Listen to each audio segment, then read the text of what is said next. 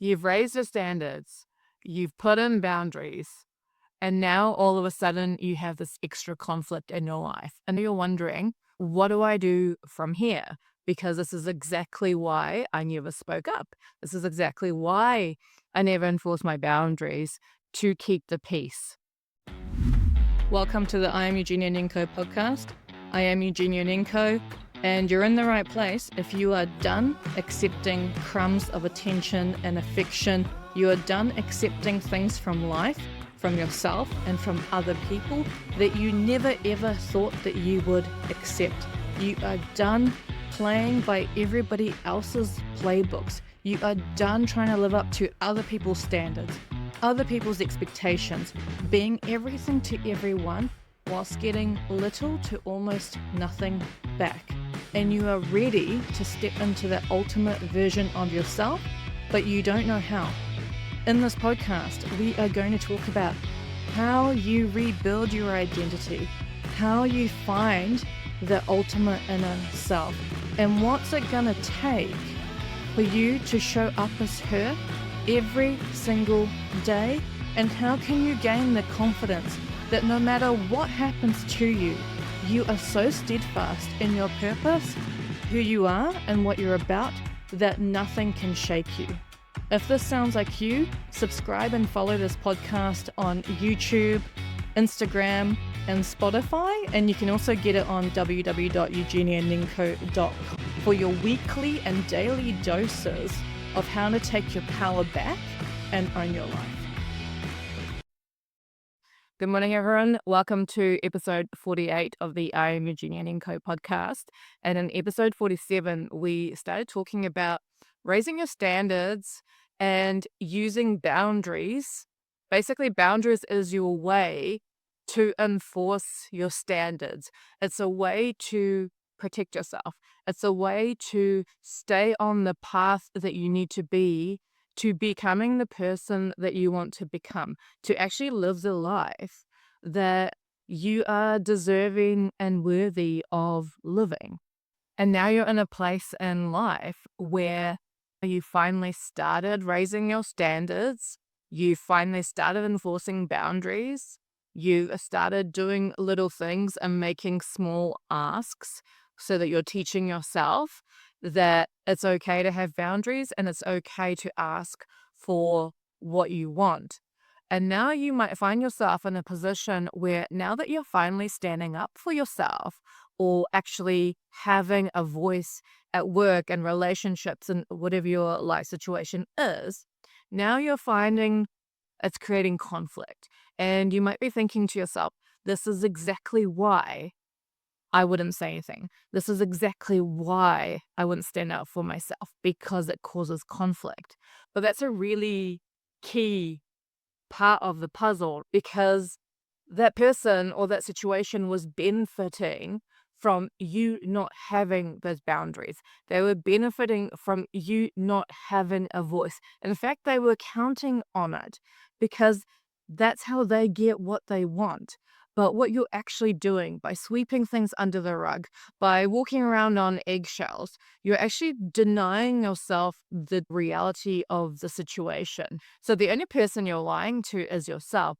And what you've got to realize is there's a reason why it's being swept under the rug, because it benefits the other person. And the people that stand to gain from you having no boundaries, they're getting something out of it. They're getting what they want, but it comes at your expense. So it's not an equal exchange. It's not like, hey, I'll do this for you, but can you do this for me? It's not like in a true relationship where there is balance, where each person is trying to serve the other person's needs. In a true relationship, that's what happens. It's not always 50-50, but there is an exchange of both people are getting something out of it. So if your partner or your family member or your friends, whatever, if they're constantly benefiting from you having no boundaries, they're counting on it. So of course, when you're going to enforce your boundaries, they are not going to like that because they don't see that as, oh, I'm hurting this person. They see that as a threat to their access. They see that as now a threat to their survival, really, because, hey, I was getting all the things I want and now I'm not all of a sudden. So, what that's going to do is create conflict. So, when you start enforcing boundaries, expect pushback, expect for there to be conflict. But if you back down, know that what happened before is going to continue. So, just come back to, why did you decide you wanted standards in the first place? Why did you want those boundaries in the first place? It's because you were sick of being mistreated, right? You were sick of someone taking advantage of you. You were sick of being the one that always has to negotiate your worth and what you want, but everybody else is getting something out of it. Come back to that. So, when you are enforcing your boundaries and you've got this conflict, two scenarios are going to arise from that.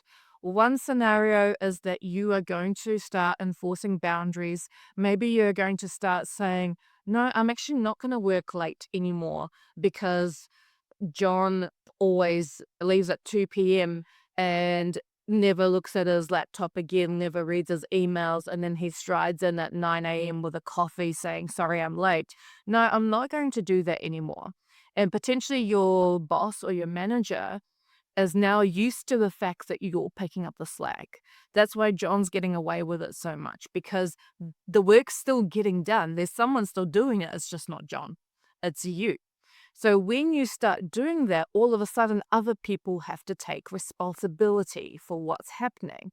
And again, there was a benefit. There's a reason why they weren't raising it before, because it was getting done. So when you finally start enforcing your boundaries, you're going to get pushback.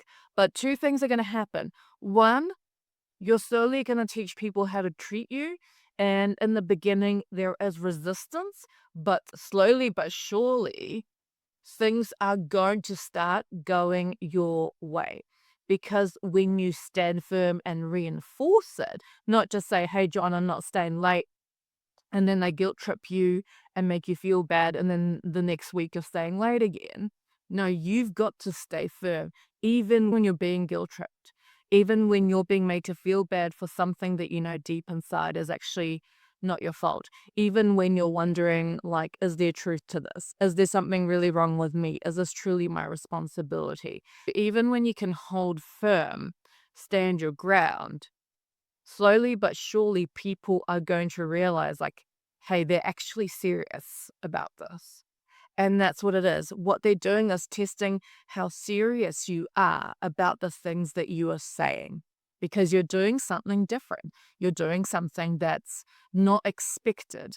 It was unexpected for them for you to have boundaries. The second scenario that's going to happen, and it is very, very common, so I just want you to be prepared for it. The second scenario is that you are going to get constant pushback nonstop. It's like when someone doesn't take no for an answer. It's almost like if you go on a date or a few dates, or you're talking to someone and you're like, hey, look, I just don't see this going somewhere. And they just keep pushing. They find you on all your social media. They keep coming back. So when there's constant pushback, that means you constantly have to be armored up, right? Your boundaries always have to be high. You've always got to be on alert, and you've always also got to be on that state of anticipating conflict, which is not a nice place to be. And when you are constantly having to reinforce boundaries and saying the same thing again and again, that is exhausting.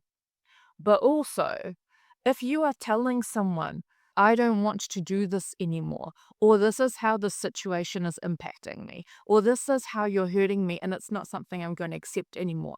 And perhaps there's an empty apology. Perhaps they try to justify their behavior, and they probably will. Perhaps they try to put it on you and make it like, oh, it's because of you I'm acting this because of you. And that all these things are very common, not because they're true, but because the other person is fighting to regain access, which you have now closed off. It's like when you're giving a drug addict drugs and you're their supplier, and all of a sudden you've just stopped showing up on the street.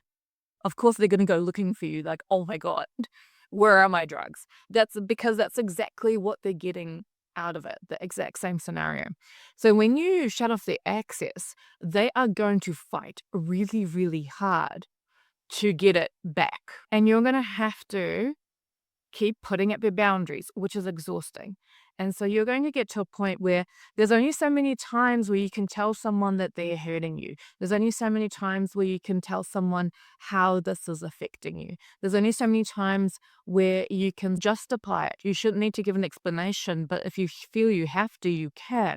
And if you already explained how the situation is not right for you or not working for you and something needs to change, and that person keeps testing your boundaries, well, they don't really care. It's not that they feel bad, but they just don't know how to change. They know what they're doing because once you've told someone, you are affecting me in a negative way, you are affecting my life, you are affecting my emotions, my energy, you are making me sad or mad or upset, and they keep doing it after you have told them, then that's not about them caring about you. That's a conscious decision on their part to keep trying to get what they want, regardless of what your feelings are, regardless of the consequences that it has on you. So when you go down that route, that second scenario, that is when you have to start making choices about, do I want to leave this job? Do I want to leave this house? Do I want to leave my partner? Do I want to leave this friend group? Are there people in my life, maybe in my family, that I've actually just got to maybe not cut them out, but maybe you've got to put some distance in there? Maybe you want a fresh start and it's time to leave a city because you're keeping yourself small. So when there is no change, you are forced to change the situation, or you are forced to accept it and stay in that situation. And if that's where you are, if you're in a position, let's say you're in scenario one, and scenario one is you're putting in your boundaries, but still quite new. So you've actually got to write it out a little bit and see if that actually does change anything. And with some people, it does. With some people, they get it straight away and like, oh, wow, you actually do have boundaries. And they'll fall away quite quickly, which is good. It's actually you filtering out the exact people that had something to gain. But in the situations where you are having to constantly do it and now you're evaluating your life, you may be thinking, well, how do I get through this conflict? Or what do I do now? Now I have all this conflict, which is exactly why you didn't have boundaries and standards in the first place, or you weren't enforcing them at least, is because you were avoiding conflict. You didn't want to upset the peace, even though the peace was fake in a way. The peace was just created by you walking on eggshells, you sweeping things under the carpet, you giving out more than you get back if you get anything back. So the peace wasn't real, it was manufactured at your expense. Now you've got all this conflict. What are you going to do? The next step is you've actually got to really define, who do you want to be? What is the ultimate version of you that you want to become? And I love writing stuff down, but because when you write things down and you read it back to yourself, it really hits you in a different way. It really speaks to you. So that's why I advocate writing it down so much. But basically, create like an avatar of yourself. What does the ultimate you look like? What does she look like? What does she dress like? What does she smell like? What kind of house does she live in? Does she have a dog or a cat? Like, do you have pets? Do you have kids? Even if you don't have kids now, what kind of car do you drive? What kind of suburb do you live in? So create the ultimate vision of yourself. write it down and don't hold back. Once you've done that, then you are going to write down what kind of personality traits she would have. Would she be extremely confident whilst also being empathetic, mentally intuitive, intelligent? Think of all those things that really write down what does the ultimate you look like, act like, feel like, smell like. Write that down. And then what you're going to see is a disconnect between who you are now and who you want to be. There's a gap, right? And so the next question is, okay, well, how do I make that transition? How do I bridge that gap and make it a reality? Here's the truth, and here's the reason why so many people do not work on themselves. Because at this point, you have to be extremely honest with yourself and be extremely self reflective and ask yourself, how am I contributing to my own pain?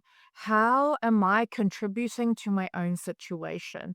What did I do or how did I act in order for things to turn out this way? So you have to ask yourself, for example, in the situation of toxic relationships, let's say you are the most nicest, caring, empathetic person. You are beautiful. You were super confident before you started getting in these relationships where the person also seemed super confident and empathetic in the beginning and then slowly started to notch away at your worth, slowly start to chip away at who you are and really make you into less of a person or a shell of yourself. What you have to ask yourself is, what kind of state was I in order to be attracted to a person like that? And then the second thing is, why did you stay? An important thing to note is that you are going to meet toxic people, manipulative people, narcissistic people through your whole life. There is no like beacon that says like narcissist, except for like there are some huge telltale signs. But in the beginning, these people seem very confident, very charismatic, very loving. They say and do all the right things, and you almost think like, wow, this is too good to be true. And that's because it is. But in the beginning, it can be very, very difficult to discern, have I just genuinely finally met that perfect person? Have I genuinely just lucked out and finally met the one? Or is there something else to this? And where you've got your boundaries, your standards, this is where it comes into play, because that's when you use them. You go through a situation and red flags will pop up. So, in that situation, in terms of your contribution to where you are now, you ask yourself, okay, did I see the red flags? And if you did, and a lot of people will say, in hindsight, there was so many, right?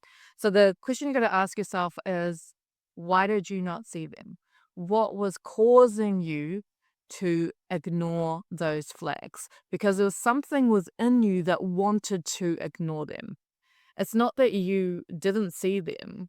You just, like you do, sweep them under the rug. So the question you're going to ask yourself is, why?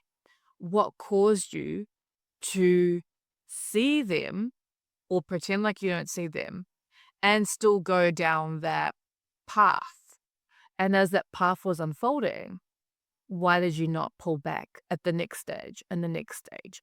And that will tell you a lot about what you want to know about yourself. And they could be just very simple things like, I really wanted to find love. I really wanted to find someone that loved me the same way that I loved them, that also had the same kind of interests, that also had the same kind of vision for our future. I was ready and I didn't know if that would ever happen to me. This is you being super truthful and raw with yourself. Perhaps you were scared that if you didn't take this moment that you'd never find someone again. And that's a very common reason why people get into relationships and stay in relationships that they are unhappy in, because they're truly afraid that they're not going to find someone else. But is it worth staying in a relationship where literally every part of you is broken down and torn apart for the sake of being able to say, hey, I've got a ring on my finger, or updating your relationship status on Facebook to married or in a relationship? Is it really worth that? Because at that point, it's a performance. You're just acting. You are just going to the world like, oh, I'm so happy. I'm in this great relationship. Like, look at me. I'm not single. But it takes a lot of courage to walk away from situations that truly hurt you, truly do not serve you, to walk away and go, I don't care if I'm single or not. I choose me. So, your next steps, you're going to set your standards. You're going to set boundaries, which you probably would have already done from the last episode. Now that you're enforcing them, you're experiencing a bit of turmoil, a bit of conflict, a bit of pushback. And you've got two routes. One is that you ride it out a little bit, and some people will fall away straight away because they weren't really there genuinely to begin with. And some people are going to fight it really hard because they no longer benefit from you not having those boundaries. They are no longer getting their needs served, which they had served by you giving up your needs in order to fulfill theirs. And then that's when you are going to have to start deciding, what are you going to do about it? Do you need to leave your work? Do you need to end your relationship? Do you need to move to a new place in your environment? Do you need a new friend group? Do you need to segregate yourself or create distance between some toxic family members, for example? So you're going to have to start making those decisions. And to help you make those decisions, go away and think about, what does the ultimate version of me look like? Write it down.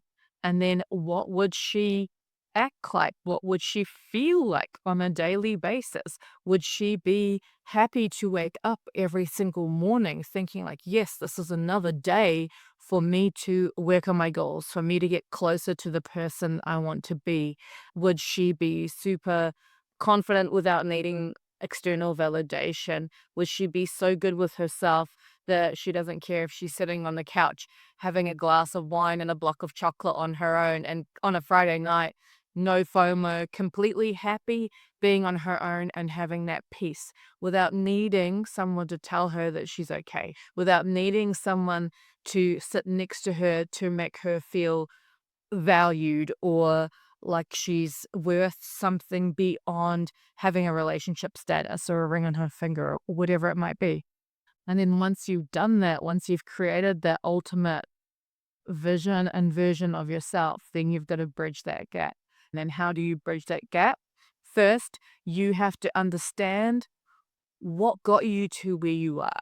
How did you contribute to your own pain? How did you contribute to your own misery and suffering? What did you do, or what steps did you take and why, that have ended you up in this result that you really don't want? And that can be really raw and painful. Like, you might cry writing these things out for days, for weeks.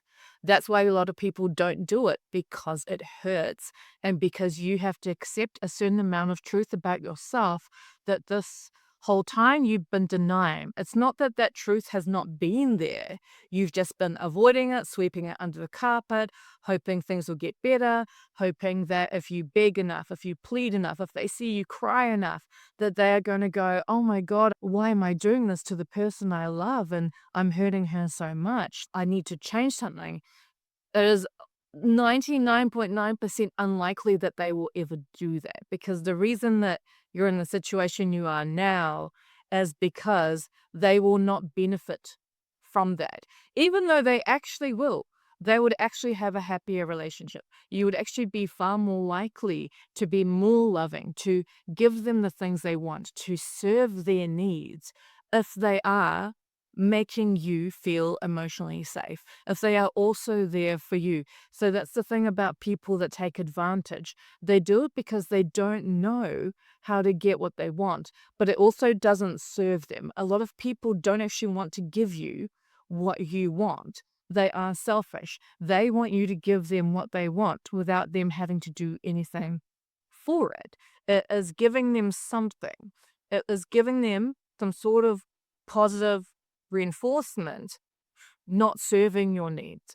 So you have to remember that if you've already said once, you're hurting me, the situation is hurting me, none of my needs are being met, and you're saying those things and nothing's happened yet, and it continues happening, at that point, that's manipulation. Because that person is then going to, first, they probably profusely apologize, say it's never going to happen again, and maybe they're on their best behavior. Then they do it again. The next time they might apologize again. And then this time they're going to justify.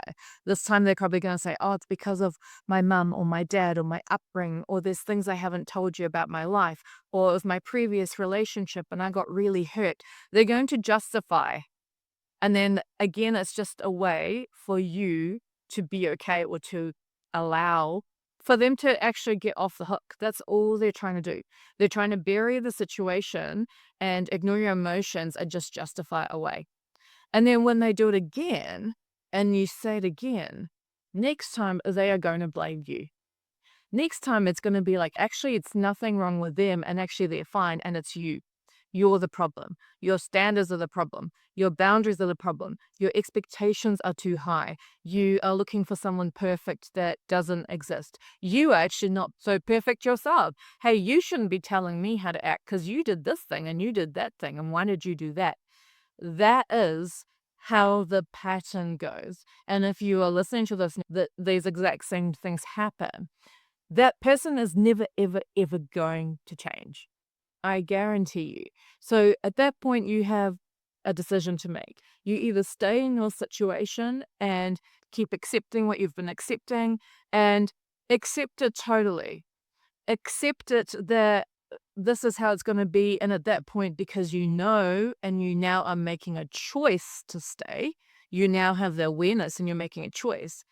At that point, you kind of lose the ability to complain about it, because you are now making a very conscious choice, no matter how you justify it to yourself, to stay. Now, just a quick disclaimer, I'm not talking about people in extremely violent situations and extremely narcissistic, abusive relationships, because those things are genuinely, they have set you up that you cannot leave.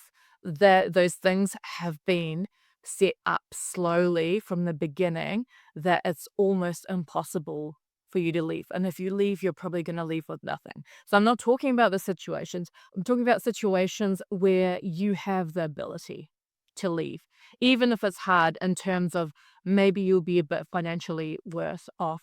Maybe you're going to feel a bit lonely. Maybe you're going to wonder if you'll ever find someone ever again.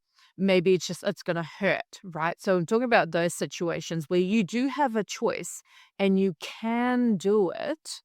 You're not being physically forced to be there against your will, but you are then making a choice to stay there. But you also, in that same breath, you have a choice to have a better life that you actually know you are worthy and deserving of having.